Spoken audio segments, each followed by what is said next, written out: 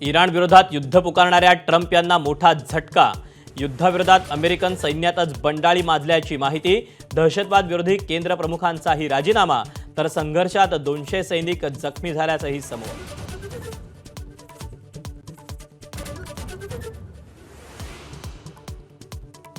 America विरुद्ध Iran युद्धामुळे जग महागाई आणि मंदीच्या उंबरठ्यावर।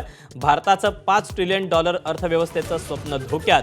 देशात गॅस पाठोपाठ खाद्यतेलाचे दरही वाढले।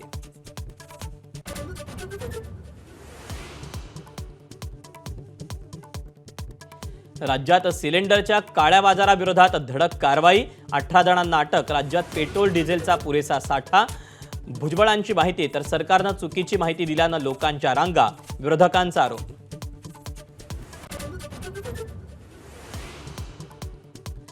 पाकिस्तानच्या खोटारडेपणाचा बुरखा फाटला। काबूलमधील रुग्णालयावर झालेल्या हवाई हल्ल्याचा व्हिडिओ अफगाण अधिकाऱ्यांकडून जारी। संयुक्त राष्ट्र संघाकडून वृत्ताला दुजोरा।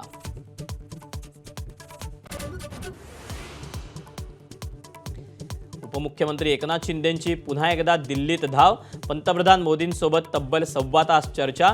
तर निवडणुका लागू द्या, विधान परिषदेसाठी ठाकरेंना मदत करणार का, या प्रश्नावर शिंदेंचं उत्तर।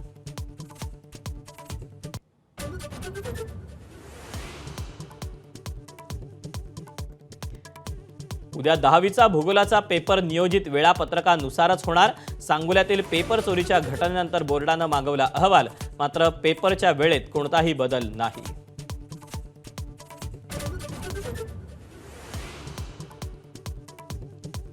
राज्यभरात अनेक ठिकाणी अवकाळी पावसाचा फटका।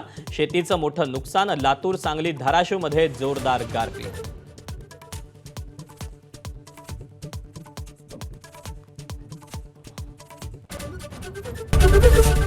एबीपी माझा, उघडा डोळे बघा नीट।